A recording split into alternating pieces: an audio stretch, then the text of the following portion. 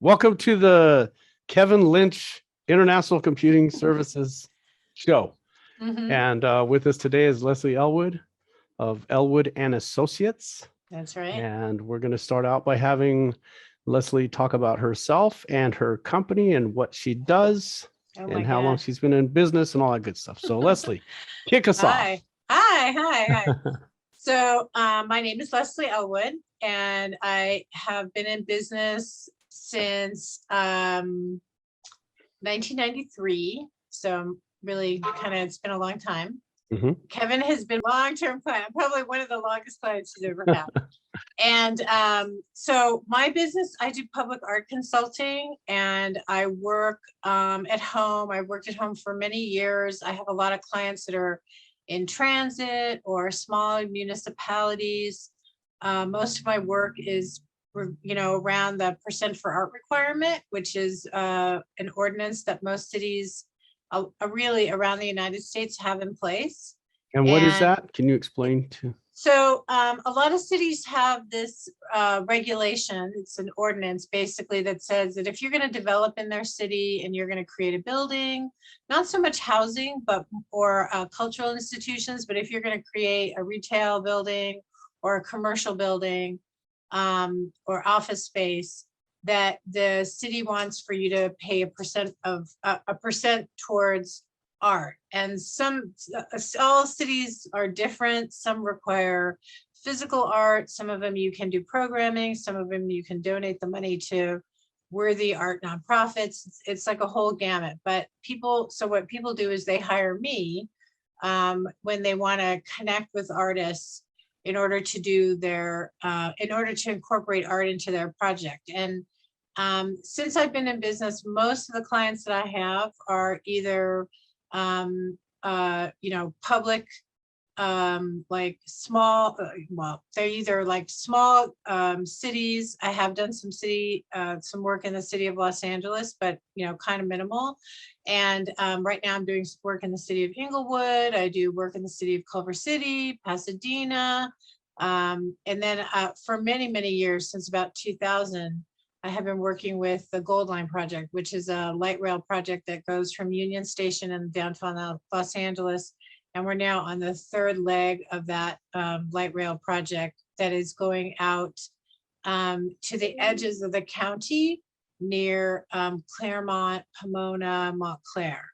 And so I work with the authority. I'm a consultant. I work with them and I help them manage the art program. And I've been doing that for a really long time. So now, do we see some of what you have, some of the art and the way that you're doing it? Is that some that we're seeing on the Gold Line, like some of the things? Yeah, pretty much any of the work that has been done on the Gold Line between Union Station and the current Azusa stations that exist, those were projects that I managed. I managed all those artists.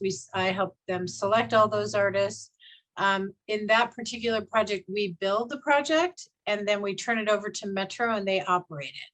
So my role is really on the design and construction end. And then once it goes into operation, we turn everything over to Metro for them to operate. I'm actually also starting to work right now a little bit in San Bernardino County, and I have a project with Parsons, which is an architectural and engineering firm. And I am they're doing dedicated bus lines. And so I'm working with the San Bernardino County Transit Authority, and we're doing customized shelter designs and some utility boxes. So so you can actually ride the Gold Line and see a lot of the art that I've worked on and a lot of the artists that I have worked with over the last, it's been almost 20 years that I've worked for them. More than 20 years. Wow. Yeah. So I'd like to ask you two questions. One is, how did you get it? I'll start with one question. How did you get into it? How did you decide this? So I started in, I was going to school at USC and I was getting a degree in art history, and my interest, I had worked in the gallery business for many years and kind of didn't really feel like that was the direction that I wanted to go. I had a construction and architectural background. My dad was an architect, and those were sort of the design, and construction disciplines that I was most interested in. So in my last year of college, I interned with the city of LA under a really great person named Barbara Goldstein, who actually wrote the original ordinance for city of LA. Wow. And so after I graduated, they hired me. I started working there, and eventually, you know, there were like Barbara left and there were staff changes. And so I decided that that I was going to leave and start my own business, because there were consultants that were doing that. And so I, you know, left and started my own business and haven't looked back. I guess I've been Apparently doing not, yeah. something right. I've been doing it a long time. So yeah, you Where'd can you- see in my office, like I'm an art person, because I Yeah. just have like so much different art stuff all over the place. Oh, and I just want to point out the really low technology of the Rolodex. Oh, there you go. There you go. Okay. that I still have, that I now I use it for something completely different, but I still have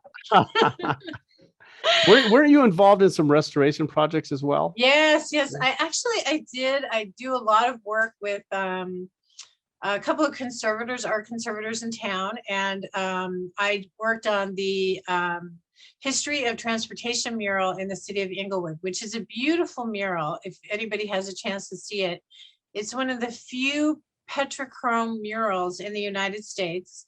And it was originally over at Centinela Park. It was formerly named Centinela Park.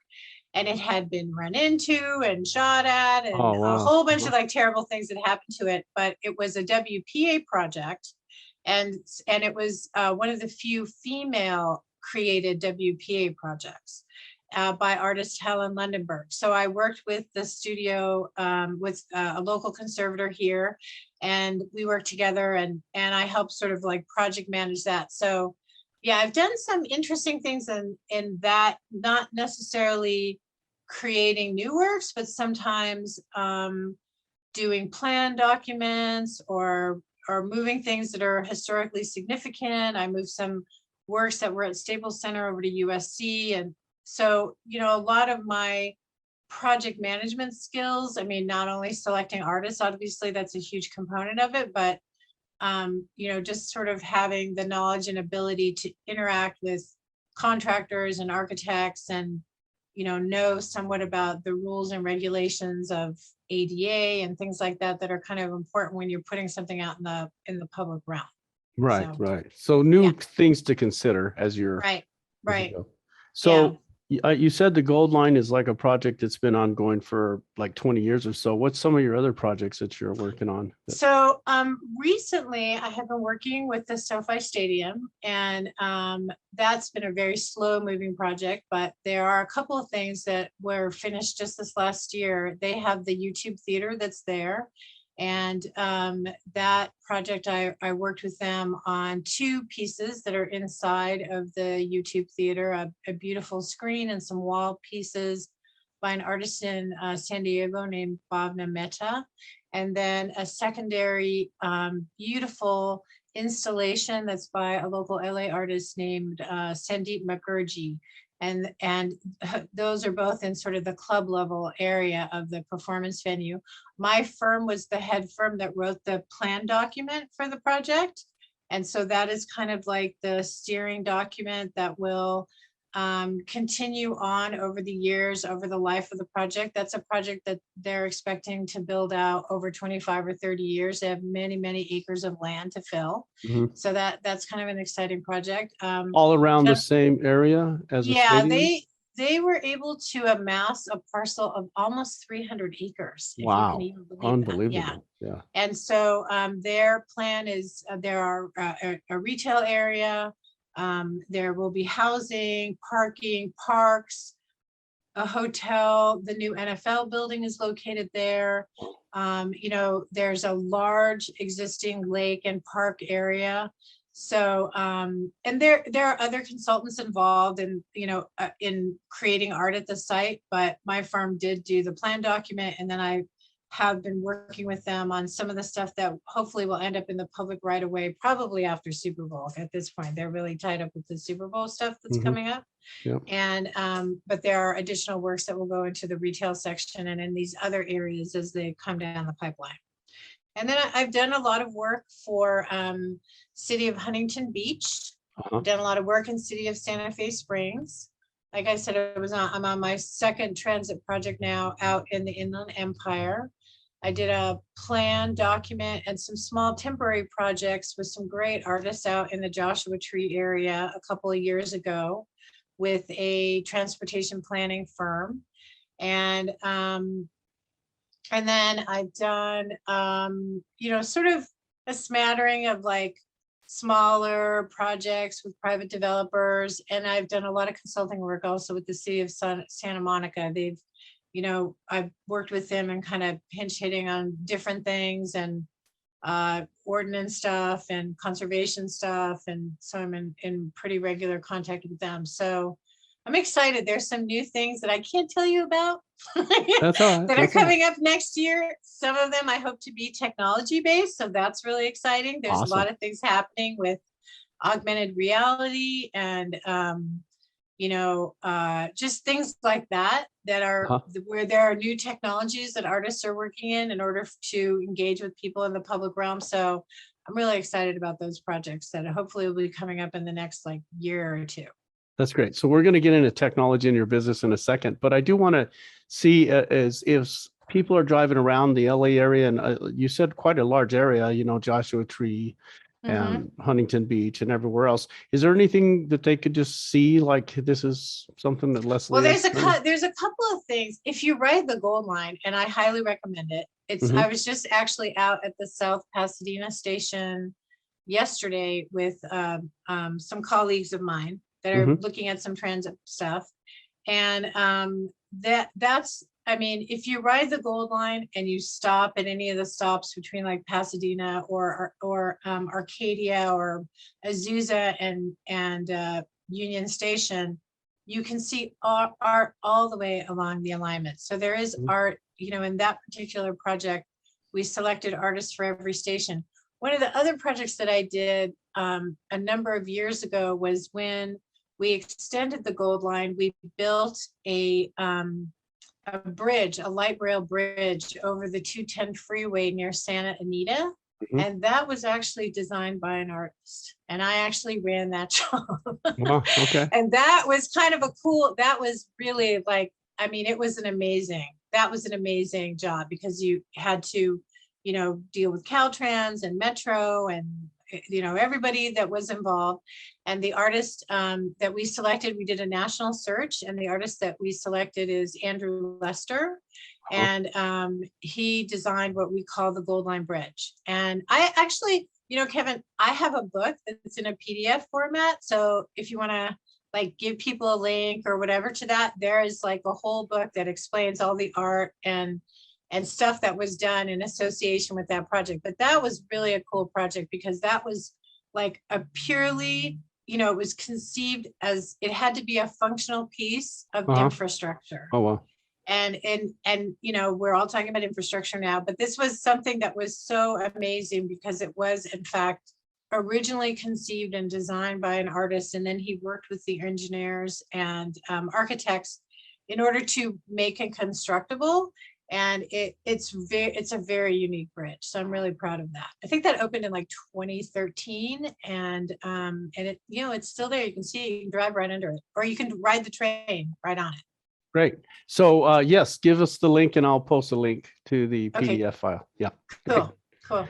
All right. So now, we're in technology and stuff, and I'm sure you've seen a great deal, as you said, your Rolodex behind you there. And now, so what changes have you seen in technology over the course of your career and your business?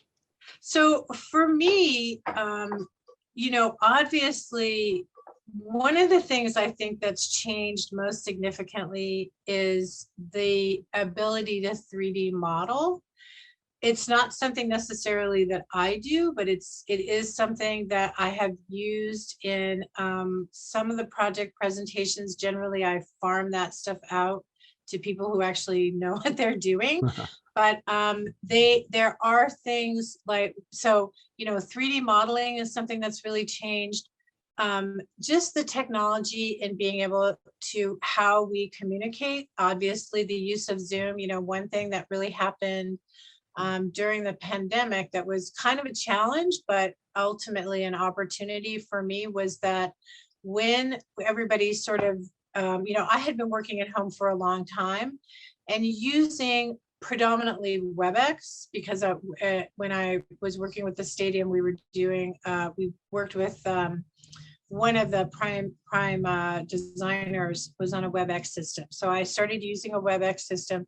But when the pandemic happened, it was WebEx, Teams, Zoom, GoToMeeting, Google Meet. And, so, I just have to say that the whole way that these communication abilities have created for us to meet virtually has been, it was a little bit of a challenge to sort of wrap my head around all the different ways in which people did it. But now that I've figured that out, that it's really made my job so much better, and it's made working with the artists better, and it's made the possibility of working with people that are further away so much easier. And so that is something that has really, really changed in the 25 years almost that I've been in business, is just the basic way about how people communicate, and the use of, I had like one of those big, when I first started, I had like one of those big like shoe size like phones, remember those? Yeah, I do. And now they're like tiny little things like this, they're like it's small, and which is amazing.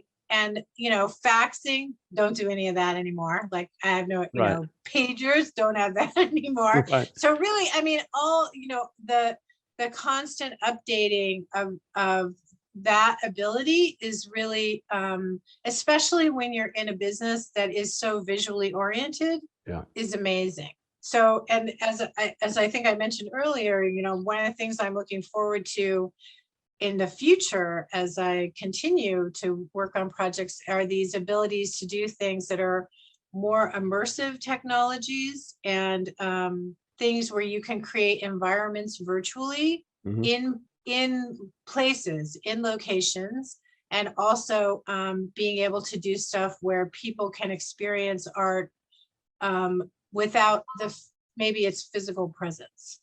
So those are kind of, it's amazing in LA, because I think because we're a movie town and we're a technology town in California, we're very much a technology state.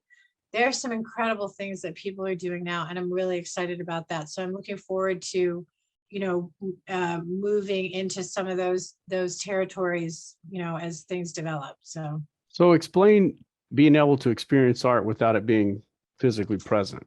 Well, so for instance, right now, augmented reality is something that, whether it's you putting a headset on or experiencing it through something that's like an app on your phone, there are some interesting artists here that are working in LA that allow, or maybe even outside of LA, where the digital overlay of the site is impacted, the creation of what the art is impacted by the number of people or what the people are doing.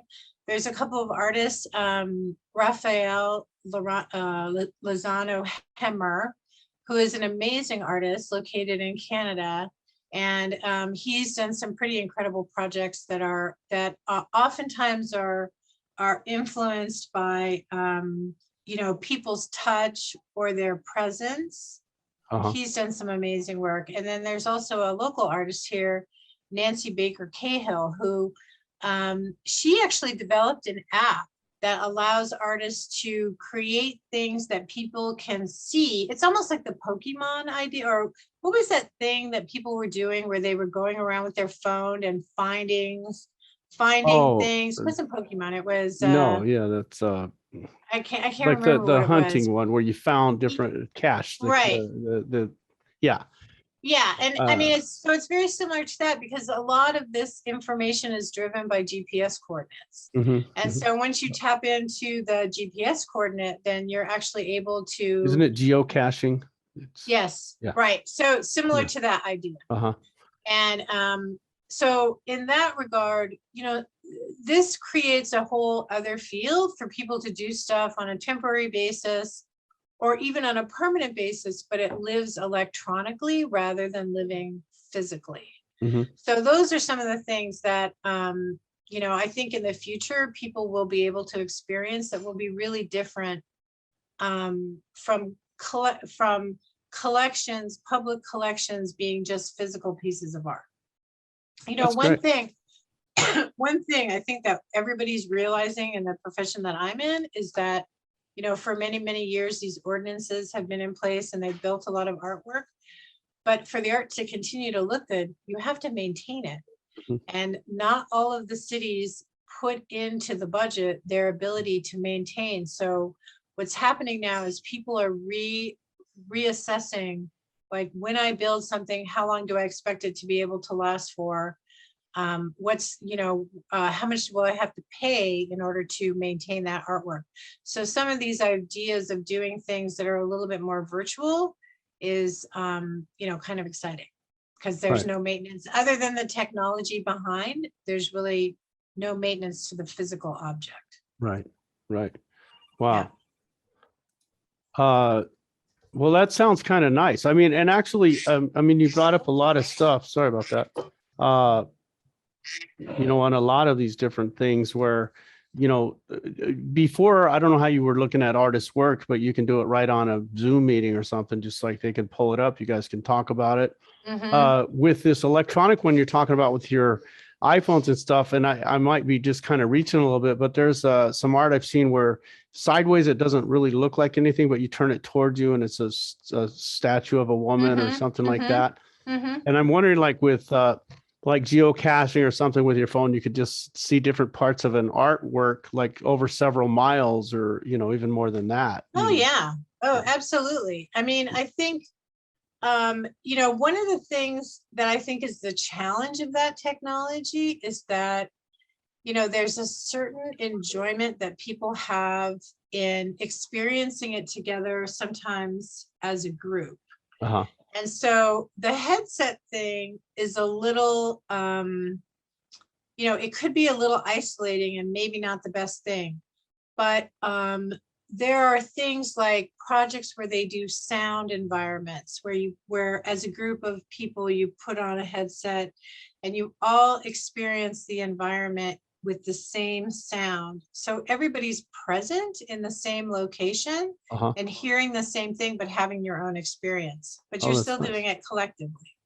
So I think, the desire, I think, in the field is to still create these situations where people are engaged as groups, but also the technology needs to be pushed a little bit in order to make it something that is more of a group activity and not something that is isolating. Sure. So because we do enough of that.